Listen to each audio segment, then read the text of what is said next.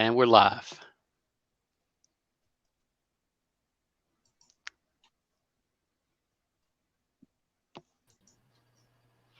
Welcome to Bears Banner, week number 5, the pregame show.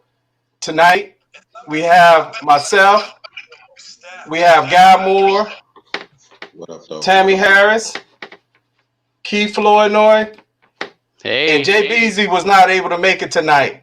How everybody doing tonight? All good, man. All is good. good. Pretty Thanks for good. asking. That's great. Tonight, we installing a segment called Football 101, where we're bringing tonight a special guest, Jason Williams, a former professional NFL player. He's going to ask a couple of questions, maybe things that we might have heard about football while I was watching the game, or maybe just things we wanted to know about football. The Bears are coming off a loss on Sunday, got a short week as they prepare for the Tampa Bay Buccaneers.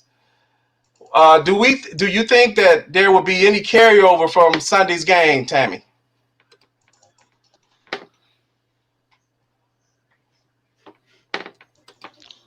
I think you're muted. I think you might be muted. Yeah, you look muted. Okay, there we go.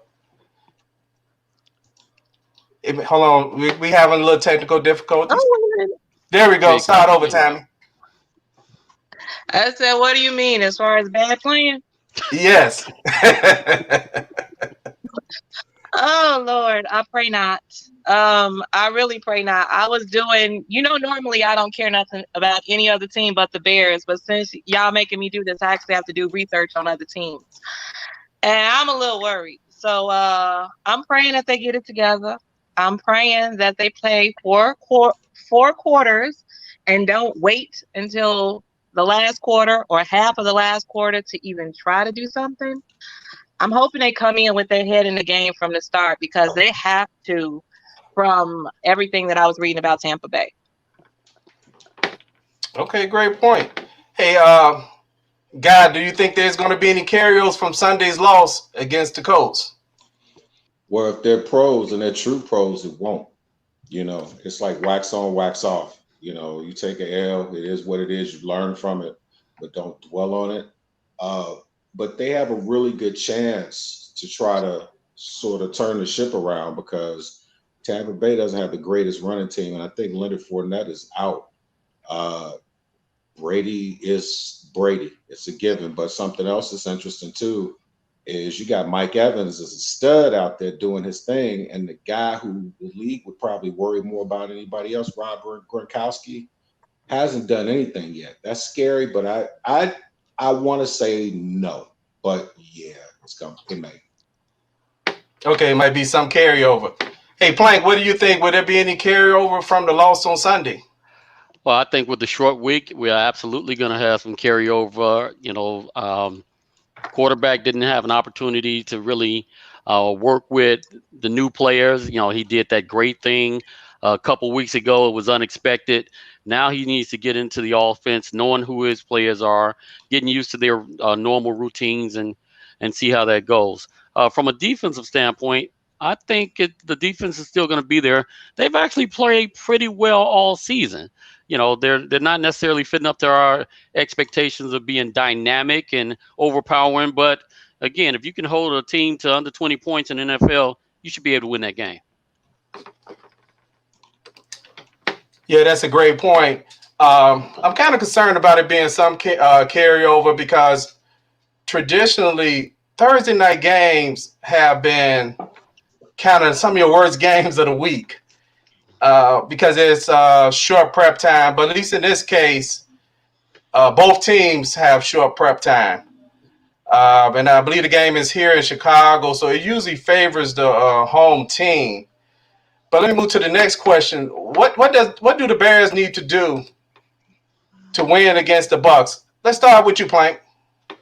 I think they're going to, from an offensive perspective, they're going to have to control the ball. So they've got to establish the run very early. Takes a little bit of pressure off the quarterbacks, gets them into more of a rhythm. Nick Foles has got to lead the offense. Um, he's been anointed the savior because of the Super Bowl pass, and as well as he did coming in. Um, in that pinch hitter duty, if you will. But as a starter, traditionally he's been kind of subpar. So let's hope the Bears can establish the run, play the same defense we've been playing, and hopefully we can get Nick Foles into a bit of a rhythm. Yeah, that's a great point. Hey, Guy, what do you think the Bears need to do to win against the Bucs? Oh, absolutely establish the running game. But Nick Foles has to, he has to be a lot more consistent on these simple pass plays. I was watching that Bucks game from last week, and I'm looking at Brady throw 5 touchdowns. I think he threw a couple deep balls, but the deep balls that he threw was allowing the receiver to run to him in stride, so to speak. So it kind of gave the defenders, it was harder for the defenders to even try to intercept it or even defend it. So he kept out of harm's way, but he's looking around. I don't have this here. I don't have that there. Let me let it go. But also, yeah, if they're going to run, they got to run out the eye. They got to stop trying to run all these plays out the shotgun. They got to sort of mix it up. But if we're going to be who we are and our identity is, of course, is our defense and our running game, we'd have to definitely establish the run more against them because their front is serious this year. Great point. Tammy, what do the Bears need to do to win against the Bucs? Run the ball, like everybody else said. Run the ball. Play 4 quarters. Cut out the stupid penalties. Good point. Yeah, absolutely. And and the defense has to show up to prevent.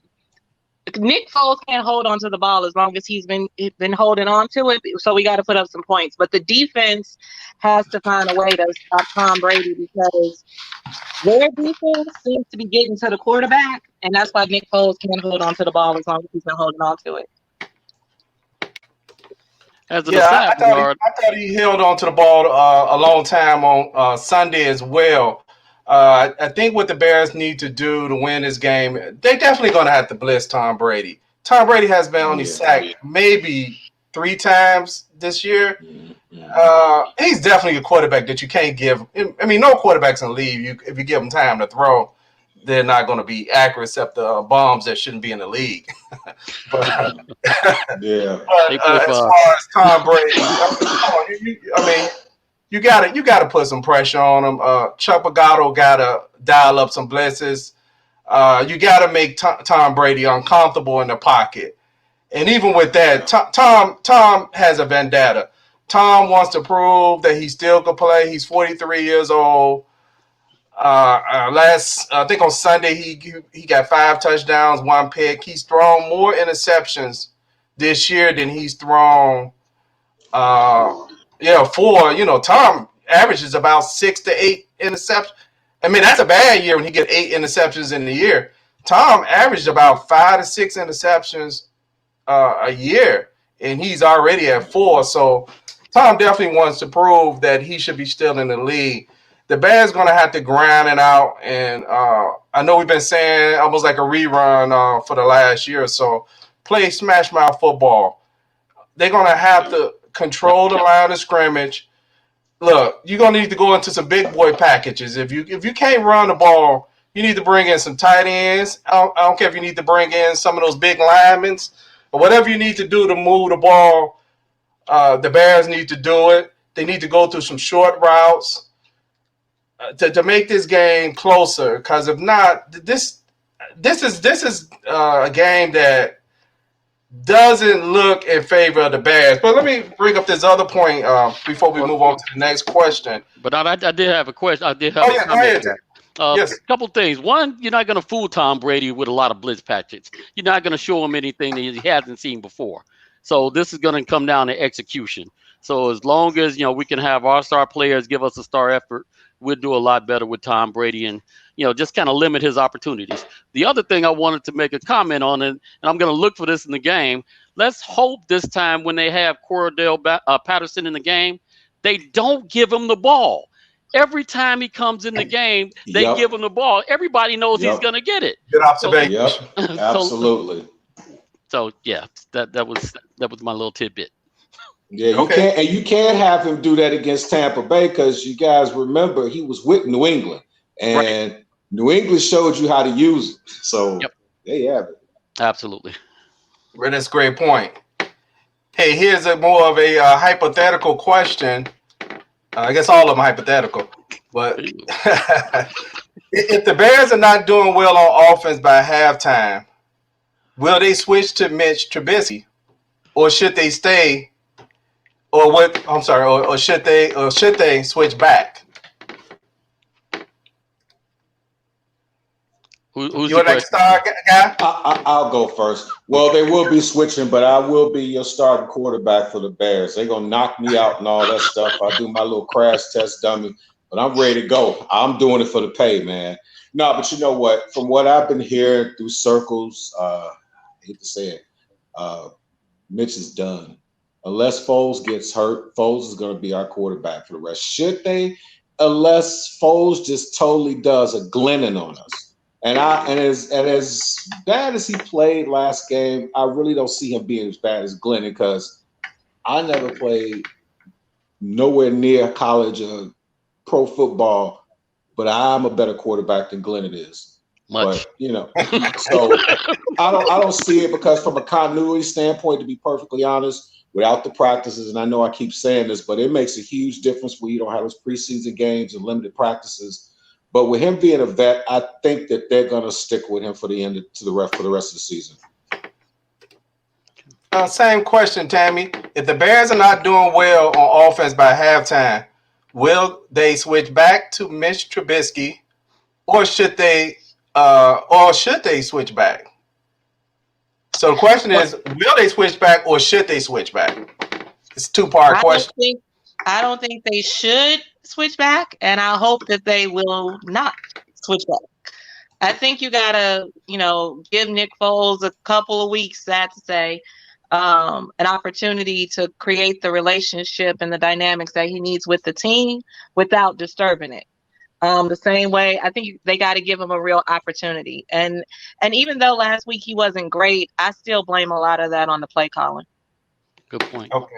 Okay, great point. Excellent point. Okay, hey, Plank, same question. Well, what's wrong? Bob Avellini's not available. Can we throw him in the game? We put Chris Evans in there. I don't see a whole lot of difference between Mitch Trubisky and Bob Avellini. But no, seriously, I think we've gone to Foles, so we're gonna have to live or die with him. This is the hill we're gonna die on. Barring injury, I don't see Mitch Trubisky getting back in the game. Yeah. Yeah, I agree with all y'all. I don't think, regardless of how bad Foles play, unless he's just giving away gifts, multiple gifts. That's the only way I would see you pull him out. But other than that, you just have to live with that. I mean, I think I said it on the first show. Once you go to Nick Foles, there's no reason to go back to Mitch. I mean, you already seen Mitch. You know what Mitch is. Uh, you have a quarterback that is still kind of learning on the job as far as Nick Foles, so you're just gonna have to stick to it. I know you hear some fans on sports talk shows who are saying go back to Mitch, give Mitch another chance. I mean, we've seen all the chances Mitch need. I mean, you don't get the same old same old. You get an offense that averages one touchdown a game and a couple of field goals. That's not NFL football. You're not winning like that. Right. Uh, not in the long term. You may win a couple of games like you did the first three games, but that's not an NFL winning formula. You have to get more. The average score in the NFL, even in a bad year, is about 17 points a game.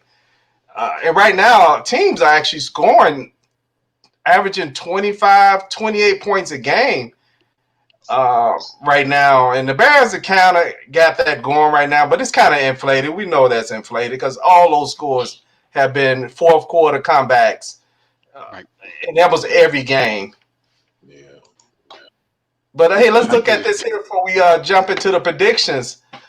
I got Tammy at 3-1, Jay at 2-2, I'm at 2-2, Guy is at 3-1, Plank is at 3-1. Man, y'all got some impressive records. We just keep going for the home team. That's all. Ooh, yeah. Yeah, so hey, this is going to be the difficult part right here is making these predictions. Is because we all fans, we all Chicago Bears fan, and we like to pick our home team. So even when we don't pick our team, that doesn't mean we're not fans.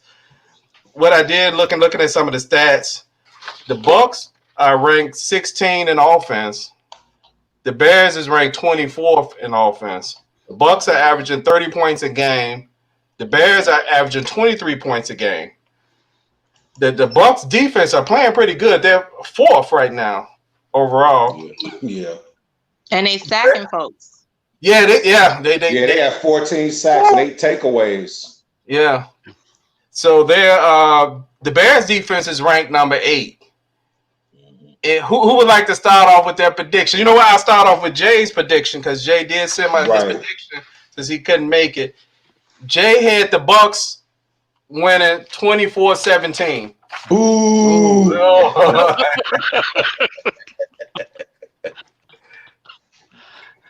Hey, you like to go first, Tammy? Okay.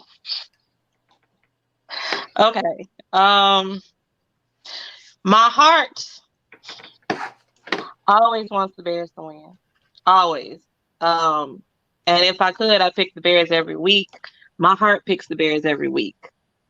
But looking at everything and trying to be objective, sadly, I think they're not gonna win. Boo! Virtual fans coming in. Okay. And I'm gonna say 28-24. I hope I'm wrong. I pray I'm wrong. My heart wants the Bears to win, and I hope that's reversed. Okay, so that's 28-24 the Bucs. But I'm trying to be objective. Okay, we got that. Okay, you up next, Keith. Okay. Wow. So I'm also trying to be objective, and just based on how the Bears played last week, how they played the entire year, I don't see them overcoming the Bucs this week. So I got Tampa Bay 28, the Bears 14. I see the Bears taking a loss today, Thursday. Okay, Plank has him 28-14. Guy, you're up next. Man, I saw the poorest, and I mean PORUS, defensive backs for Tampa Bay, man. This dude was lighting them up. But Tampa Bay was stopping the run, and they're doing all that. I can't believe y'all went there, man. My prediction is the Bears 20, Tampa Bay 27. and you know why? And here's the deal. And the reason why I've been sitting on this because, like I said, I looked at some of the highlights from the last game. And one thing that Tampa Bay did against these guys, against the Chargers, it wasn't that they just did great. They just straight up neutralized the running. And from what I've seen is if they neutralize our running and Foles even is a tad bit better, I don't think we have a chance. So I'm going to go 27-20 Bucs. Okay. Okay. I guess I'm going to be drinking this game. Come on, Bernard. You can't let the Bears down. And what was that score again? I got 20. 27-20. 27-20. Okay. The other four of us all went for Tampa Bay, so you can't let the home team down, right? No, I'm being realistic about this.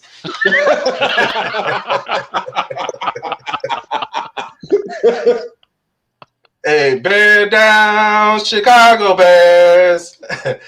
I have the Bucs winning 28-17.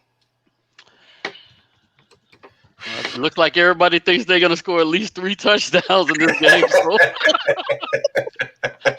Hey, you know what? And I'm going to tell you something. Nick Foles got to use his tight ends. He should have. That's the key. You know we know their names? You know what? Graham Komet. We know him, yeah. Graham and Komet, yeah. But you know what? Here's the funny part about it. they were talking about they interviewed Lazo on, and he's talking about the tight ends, and they were talking about why does he get more time. It was like, oh, well, 14 snaps isn't enough for him, and I'm like, make him some damn snaps. You got two big, decent tight ends. I was looking. I hate to keep going back to this, but a 43-year-old dude, Brady, who basically showed what the epitome of a pro is, man. This dude, they were down. This dude step back, 2 steps, boom. Sometimes 5 steps, and they was rushing this dude. They was trying to take his head off. He wasn't looking down here like thinking home run every time. This dude was like tight end. I'm gonna catch my man. I'm gonna catch my running back in the flat. My receivers open. They were where they were. And I just shook my head. I was like, if our quarterback could do half of that, we could actually win that game. But this game coming up. But being that we've gone up in our percentage of red zone efficiency to 50%, but we still 25th. Good point. Good point. Hey, we about to bring in our guest tonight, Jason Williams, for a segment called Football 101.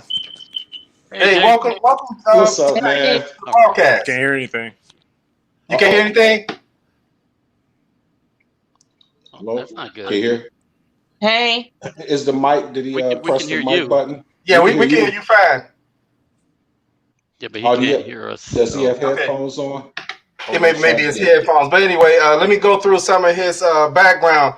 Jason played football in high school for DeSable High School. He was a quarterback. He received a scholarship to Western Illinois. Interesting enough, he was actually converted to a linebacker at Western. He was drafted in a 2009 draft by the Dallas Cowboys. He was a 3rd-round pick by the Dallas Cowboys. He actually was the first pick that year by the Dallas Cowboys because the Cowboys did not have a first or 2nd-round pick that year. So Jason was their first pick that year, which was an outstanding accomplishment for a young man that had attended Western Illinois University, where you can count the amount of players that actually have turned pro from Western's program. Jason played 6 years in the NFL. He played for the Dallas Cowboys, Carolina Panthers. That's where he spent the majority of his career.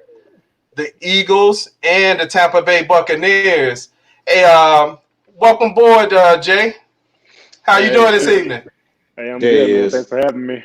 All right. Okay, thank you. Hey, guy wanted to say something. He was looking at some of your high school accomplishments. Hey, guy, you want to bring that up before we jump into this interview? Man, you know what, Jason, it's interesting because on one of the very first programs, we was talking about how the NFL has changed. Like, for example, like Urlacher was a strong safety in college, and they converted him to linebacker.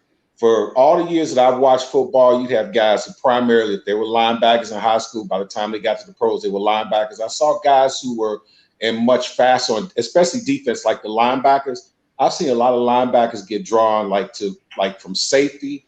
They're running you ran a 4.49. Back in the 70s and 80s, you looked at Lawrence Taylor, like a Mark Gastineau, who was running 4.4s, but everybody was running like 5s. Mm-hmm. But the question I want to ask you is, through all your years, I mean, I'm looking at your stats and they like eye-popping, man. So with that said, it looks like the game was pretty easy for you. In your very first game, as far as your rep time that you got, were you surprised at the speed of the NFL?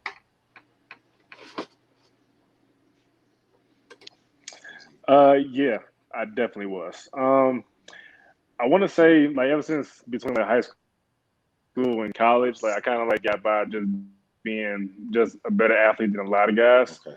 But then when you get to the NFL, it's at that point they're strong. Mm-hmm. So I got to thinking I was just gonna run past guys, and you got linemen that run like low 4.5s and even high 4.9s, 4.8s. Mm-hmm. So I remember playing during OTAs my rookie year. They ran a toss to my left. I was actually on the front side of the play, and the guard who was like a man and a half behind me managed to pull around the entire line and pin me inside, right inside of the numbers. So I have no idea how a guy at 300 pounds can move that fast. Oh, wow. Wow. Ooh, Lord have mercy, man. Ooh.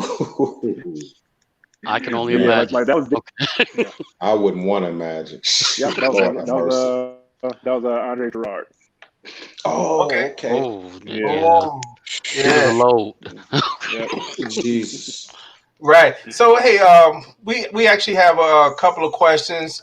Tammy had a question. Keith had a question. Okay. I had a question I wanted to ask you. You can see it down at the bottom of the screen. What made you want to play football, and when did you realize that the NFL was a real possibility? Uh, okay. So as far as me wanting to play football, it was a family thing. Whole family, everybody played football. My big brother played football. All my big cousins, they all play football. I just wanted to run behind them. So when they started playing, I started playing. I think I started playing when I was 5 or 6 when I first started playing football. In Wow. terms of when I actually like knew or thought that I would actually make it to the league, that was after my what was it? Senior year, first game of the season, we played Arkansas. We took them down to the wire. I think we lost like 27-24, or like, we lost by a field goal, something like that, like late in the game. Anyway, after the game's over, Bobby Petrino, who was coach at the time, who was a former Miami Dolphins coach, Mm-hmm. game's over. You know, normally coaches meet in midfield, shake hands, say everything they got to say. He actually ran to me first before he went to talk to my head coach, and like shook my hand, hugged me, told me can't wait to see me playing on Sundays. So at that point, that's when I realized like me like Wow. actually making the league was actually attainable. That's what's up, man. Okay. It's quite a Just to be compliment, too. validated, like to be validated on that level by an actual NFL coach, like that meant worlds to me. Okay. I know that sounds good. Uh, Yeah. Tammy, did you have a question? So, we had a question about some terminology that people sometimes hear, and we Okay. wanted to clarify and know what is a mic, what is a wheel, what is a SAM, and what is the assignment of each. Okay, so the Mike, Sam, and Will, they're all linebacker positions. Their roles are going to kind of change depending on like what kind of team that you're in. But typically, let's say you're in a 4-3, the Mike is actually the Mike is the middle linebacker, but he's the linebacker that's in the middle of the formation.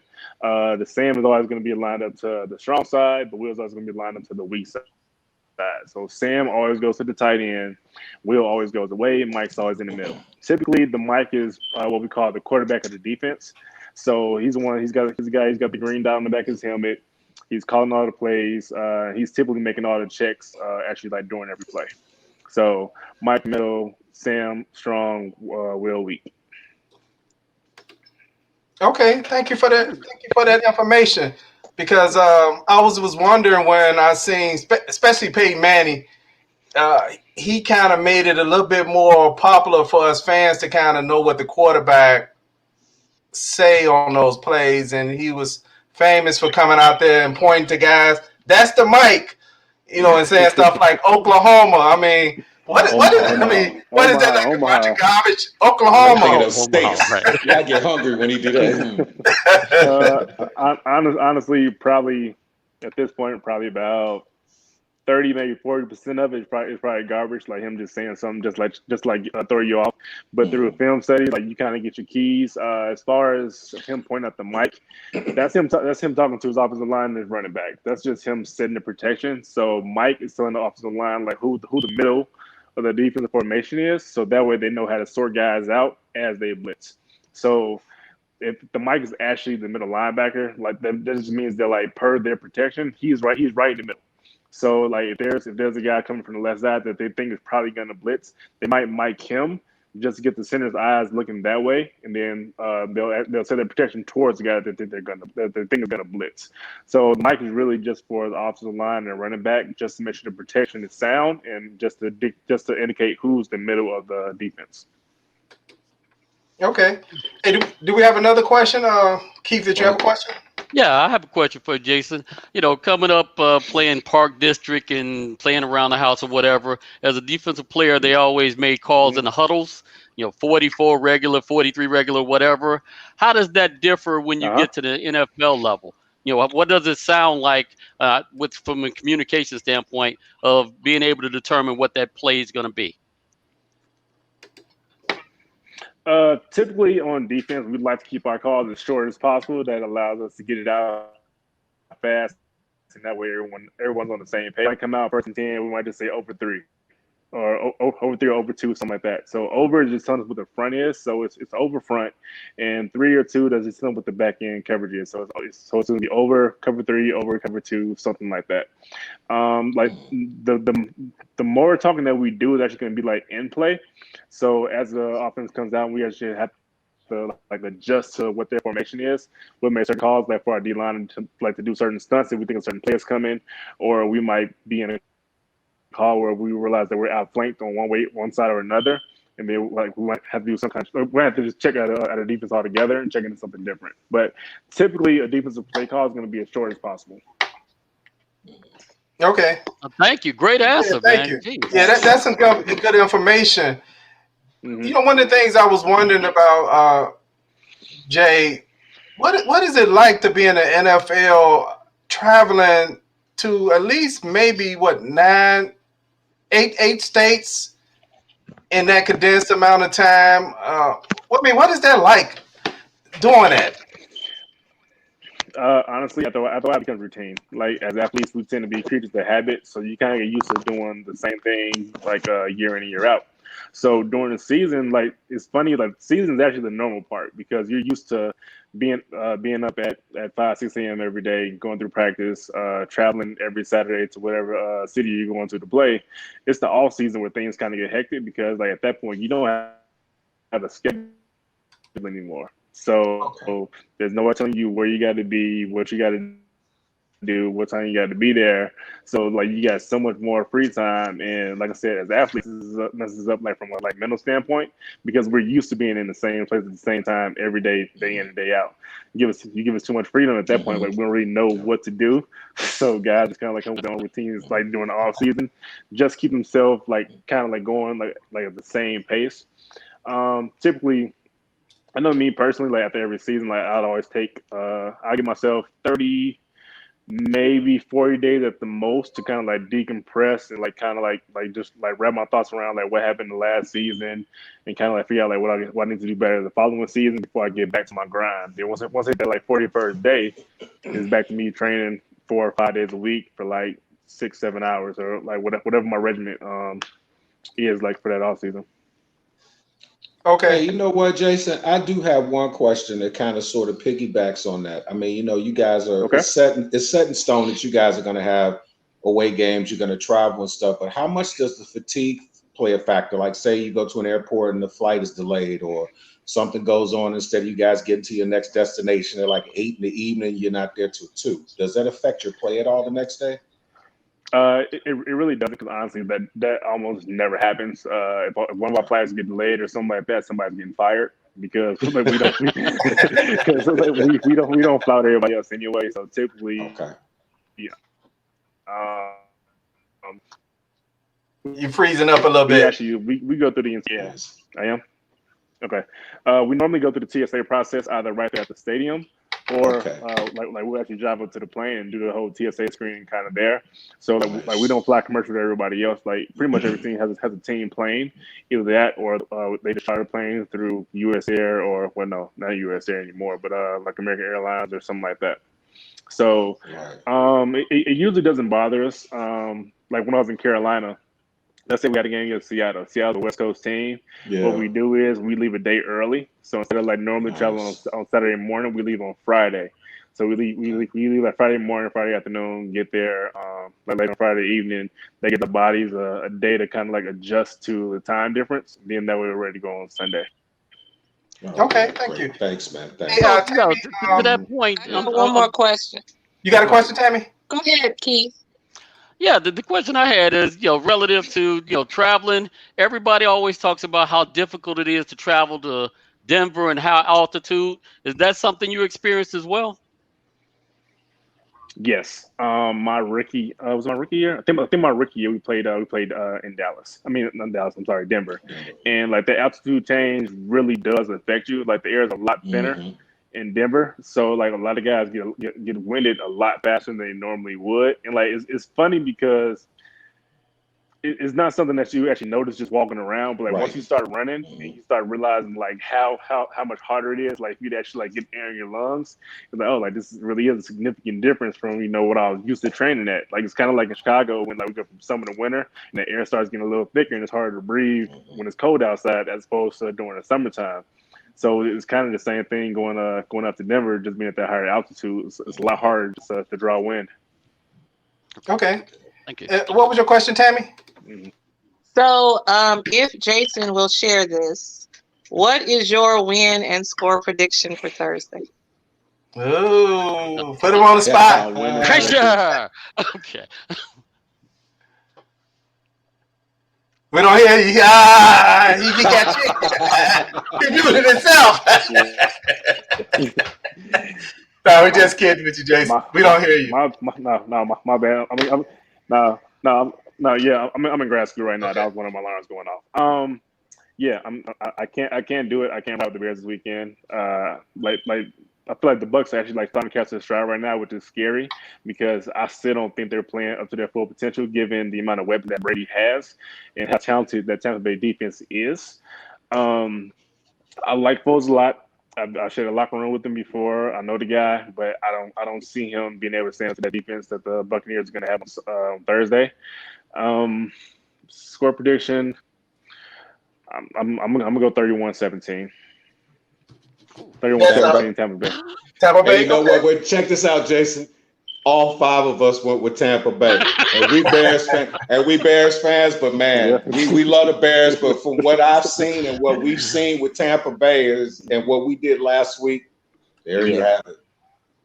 Hey, My Jason. heart is still I with know. Yeah, you. like it's weird. Hey, Jason. I noticed behind you are those your game jersey. I see it look like a Dallas Cowboys jersey. That's number 58, and I see a Carolina 54. Panthers jersey that says 54. Those your hmm game Yeah, jerseys? so I actually have these are all my game jerseys. They're all game worn. I actually have every jersey that I've ever worn in my life except for like my Pop Warner jersey. Okay. Okay. Yeah. So I'll let you see it. So we got Dallas. I'm sorry. We got Tampa. We got Carolina. This is actually signed by all the linebackers. All right. I was a little bit bigger when I was when I was in Dallas. This is the East West Shrine game. So it's a Wow. college All Star game. This is Western. Actually got little grandstands and stuff on here now. Uh, this was the high school All Star game, and this is my Dutaba jersey. Wow. Wow. Hey, that's So awesome. Excellent. correction. Only I'm also missing my Philly jersey, but that's just because I didn't finish the season with Philly, Okay. so I didn't take my jersey with me when I went back to Carolina. Okay. Hey, we're going to wrap up this broadcast in a few minutes, but I do have one last question. Mm. What advice do you have for the youth that are out there playing football right now? Good question, man. Good question.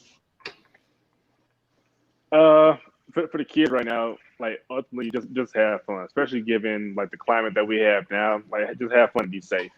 Uh, Speaking from personal experience, like I said, have fun, but like also like be open to change. I know a lot of kids go into it.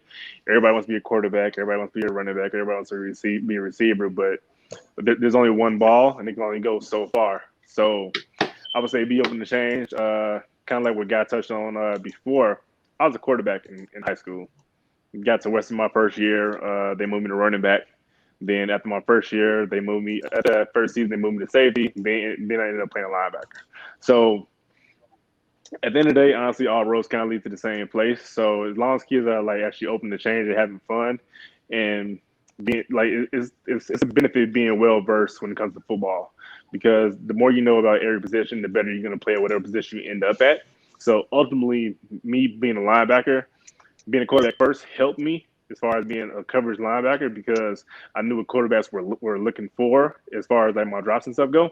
So like a lot of times I can like bait a quarterback into making a certain pass because it looks like I'm going one way when I'm not, just because I know what he's keying as soon as the ball snaps. So have fun, be safe, and just be open to change. Like don't go into it already set on what you think you want to do, or what you think you're best at.